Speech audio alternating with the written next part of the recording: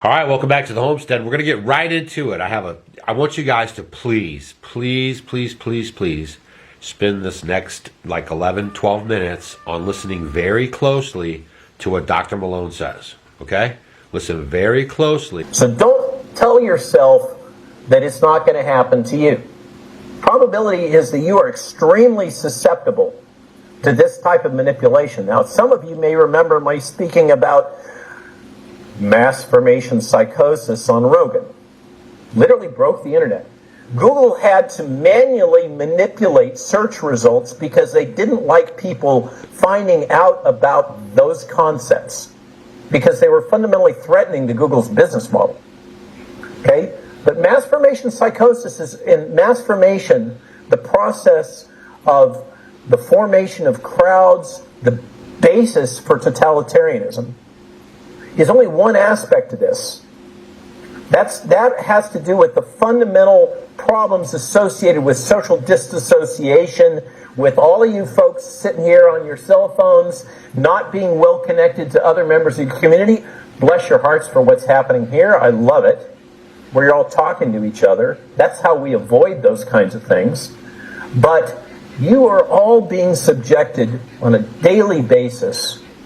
You're being bombarded by propaganda, by psychological warfare, by psychological manipulation.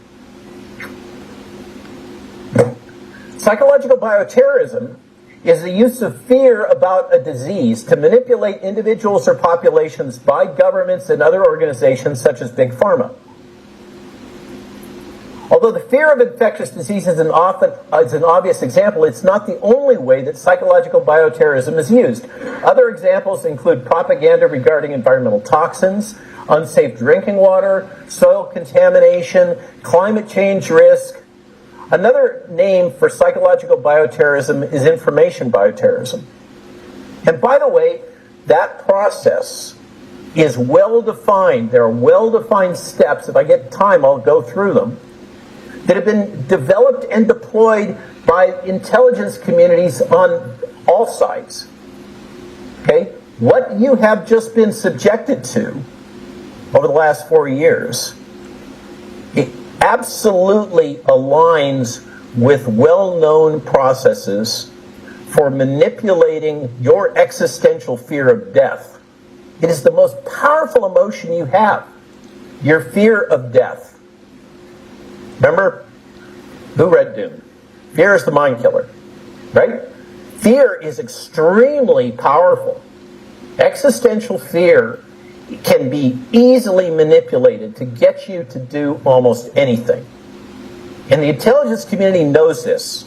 They've built these capabilities over decades, and they've refined it to a fine art.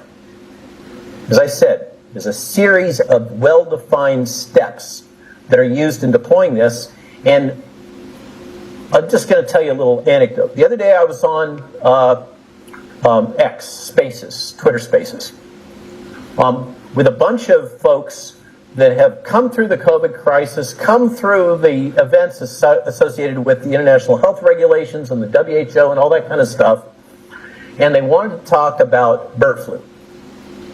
And what blew my mind is they were completely unaware that they had assimilated all the fear narrative that is being so actively promoted in the media right now about bird flu.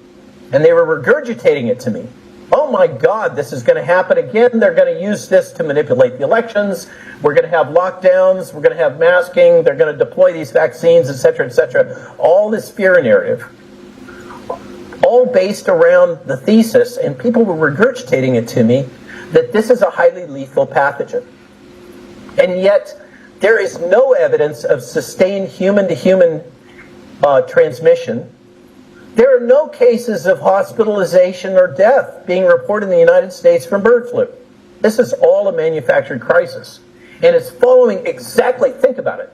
Just step back for a minute. It is following book, chapter, and verse what got deployed during the COVID crisis. Okay? And yet still, these people that should have been the most sensitized to it, the most aware, were falling right in it. That's how powerful this tech is. You think you can resist it, you can't. My only hope is by getting folks to understand these things, that's why I lecture on it, that you can build some resistance in yourself, intellectually, knowing that these things are out there, that they are being deployed on you. You can cognitively process and be aware that you are being manipulated.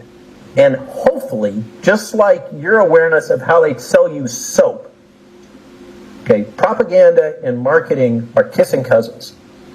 And as Americans, largely, that have grown up under modern marketing techniques, you're fairly resistant to all the methods they have to sell you soap and hamburgers and everything else. It still works, obviously. We've got a population that's getting fat and eating McDonald's all the time. But compared to what happens in the emerging markets, Latin America and Africa, those people are sitting ducks for modern marketing technology. The same holds for psychological warfare, propaganda. Now, I've introduced psychological bioterrorism, psy-war, and I'm going to talk a little bit about what is fifth-generation warfare.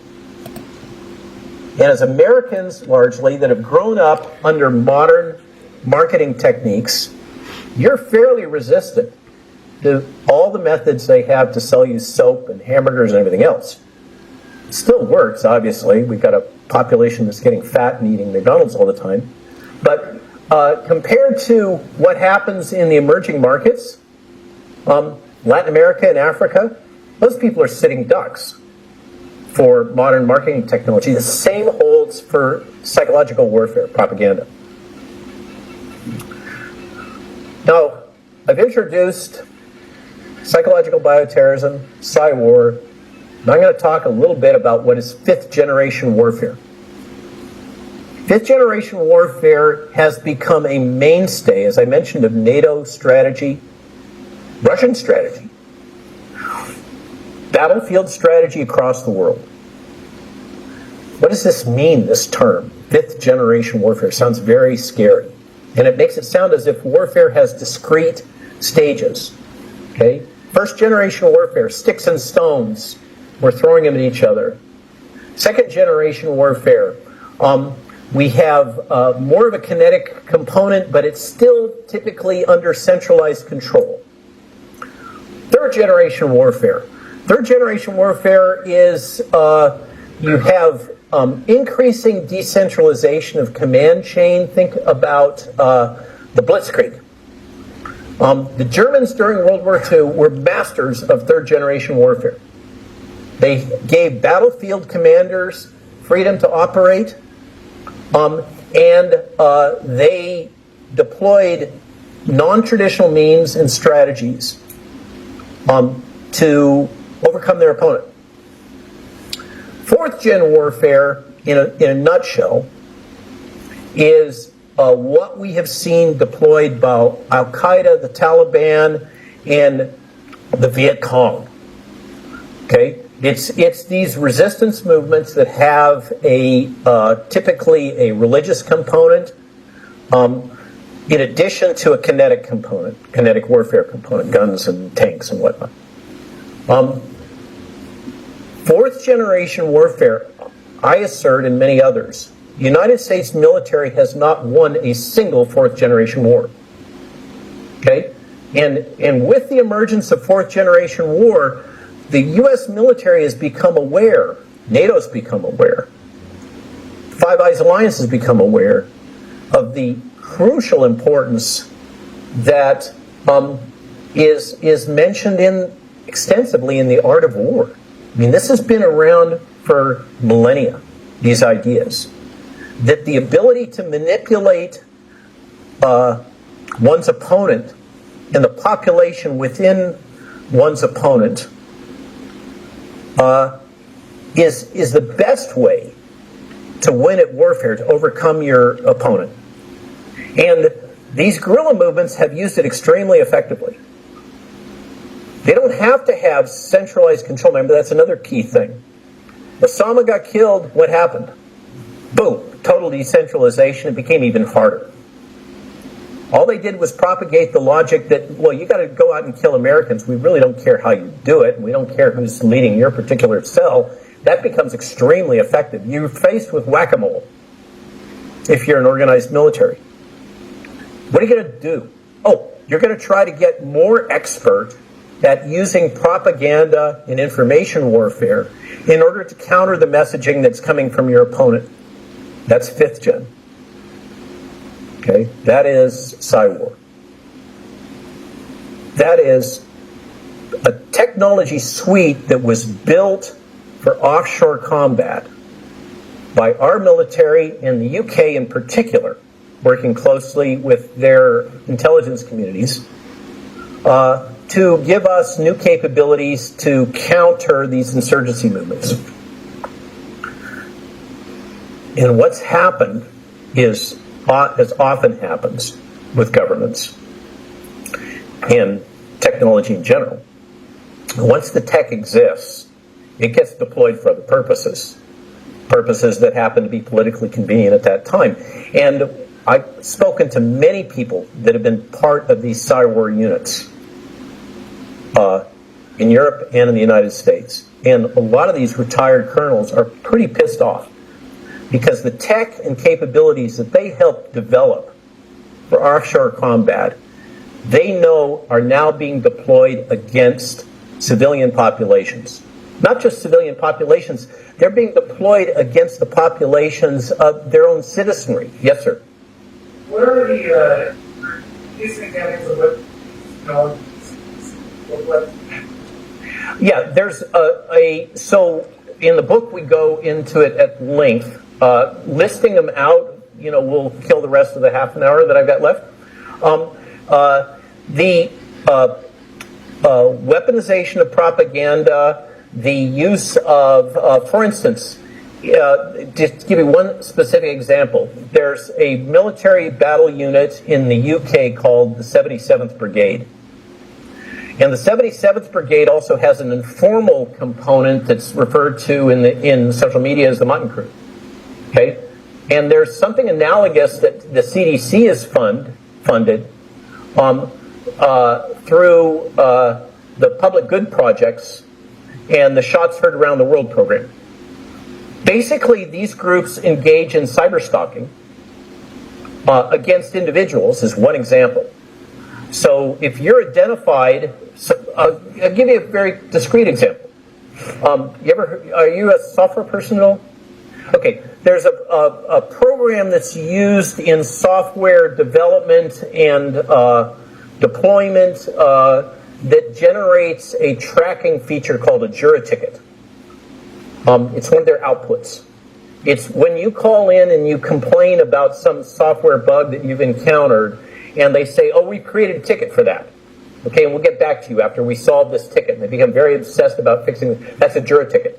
Okay? It was recently revealed in congressional testimony and reports that I have Jura tickets that have been developed by the U.S. government that identify me as having certain characteristics. I'm an anti-vaxxer, and I'm a conservative.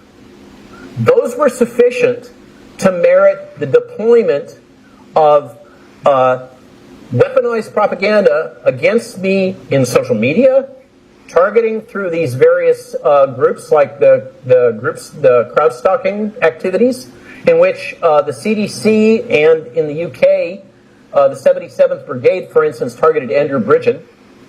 They target me every time I go over there.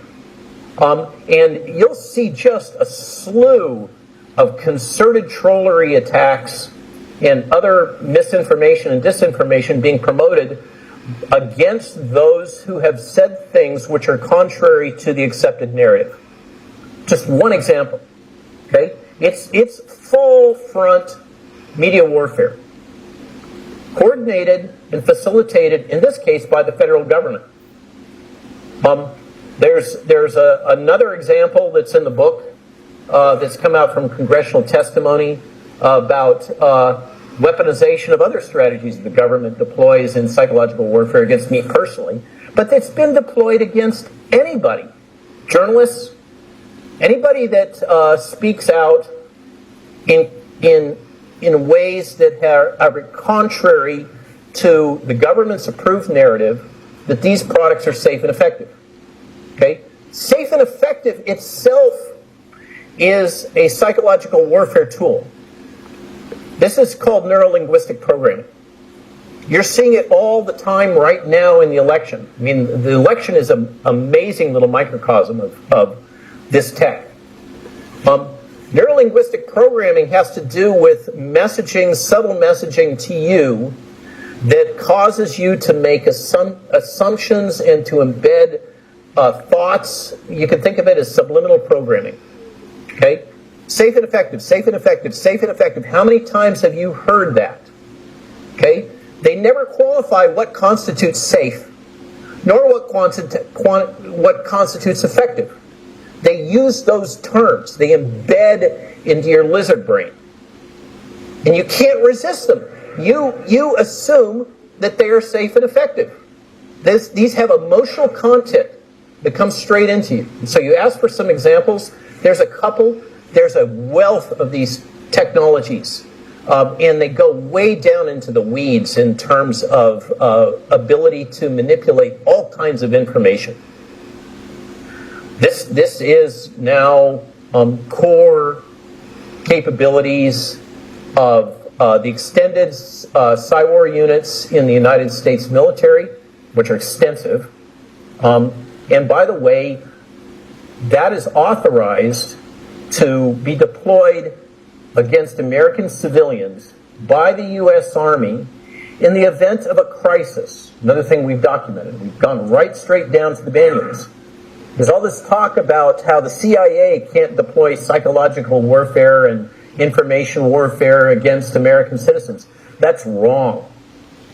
Okay, that's untrue. Operation Mockingbird is still ongoing, if you're familiar with what I'm talking about. The manipulation of the press by the intelligence community, and by this now what we mean is the extended intelligence community that largely is centered around Department of Homeland Security. Okay? That is now routinely deployed. Now, I'm never going to get through this topic. All right, so that might have been probably the best 13 minutes you've spent on the internet today. Please share this video with your friends so we can get the word out. We're getting closer and closer to the election. Things are really going to start popping off and heating up. And we just want everyone to be on the same page, right? We want to understand we're being manipulated. They're using fear. And the only thing we have to fear is fear itself. Stay vigilant and in prayer and share this video with your friends, okay? This was a good one. See you on the next video. This is a day of national consecration. And I am certain that on this day my fellow Americans expect that on my induction into the presidency I will address them with a candor and a decision which the present situation of our people impels. So first of all, let me assert my firm